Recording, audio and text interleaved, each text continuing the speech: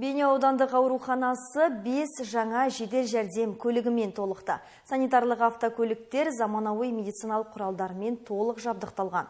Яғни көлікте алғашқы көмек көрсету үшін барлық жағдай жасалған.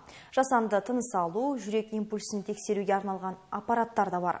Сондай-ақ медициналық машиналар тұрғындардың тарапынан түскен шақыртулар бойынша шалғай орналасқан елді мекендерге де баралады. Жаңа автокөліктер дәрігерлердің сапалы қызмет көрсетуіне мүмкіндік береді.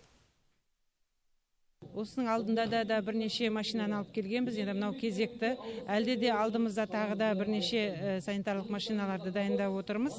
Сонымен біздің жоспарымыз бойынша Бейнеу ауданының санитарлық машиналар автопаркі толығымен жаңарылу керек.